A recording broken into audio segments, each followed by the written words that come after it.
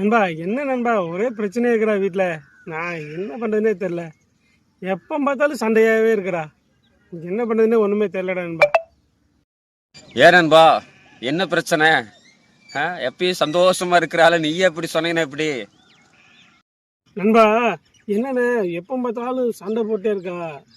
ஒரு சமாதானமே இல்லைடா நண்பா. இப்போ வீட்டுக்குள்ளே நான் சொல்கிறது கேட்கவும் மாட்டேங்கிறா.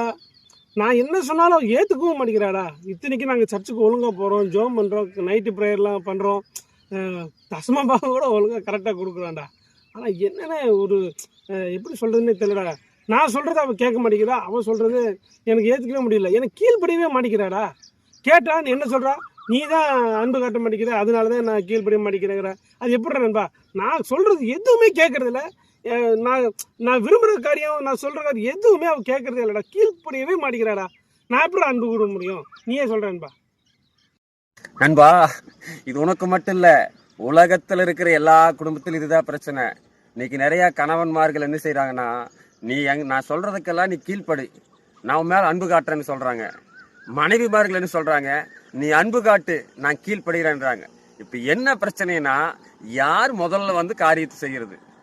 கணவன்மார்கள் ஃபர்ஸ்ட் அன்பு கூறணுமா, இல்ல மனைவி வந்து முதல் கீழ்ப்படியணுமா? இந்த ஒரு பெரிய பிரச்சனை தான் ஓடிட்டு இருக்குது.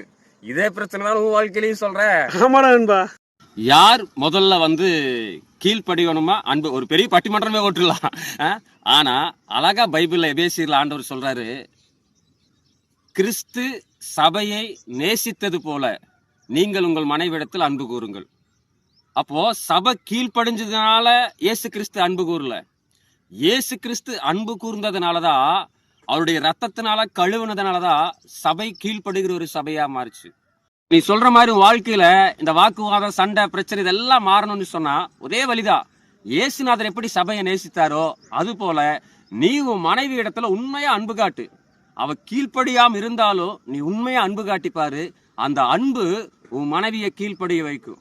அப்ப இந்த அன்பும் கீழ்ப்படுதல ஒன்னாகும் போது உன் குடும்பத்துல சந்தோஷமும் சமாதானமும் ரொம்பவும் அதிகமா காணப்படும்.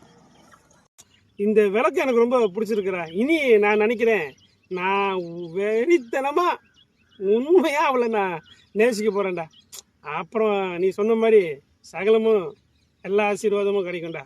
தேங்க்யூடா நண்பா. கணவன்மார்களே, உங்க மனைவியை நேசிங்க. உங்க மனைவி எல்லா காரியத்திலையும் உங்களுக்கு கீழ்ப்படிவா. God bless you.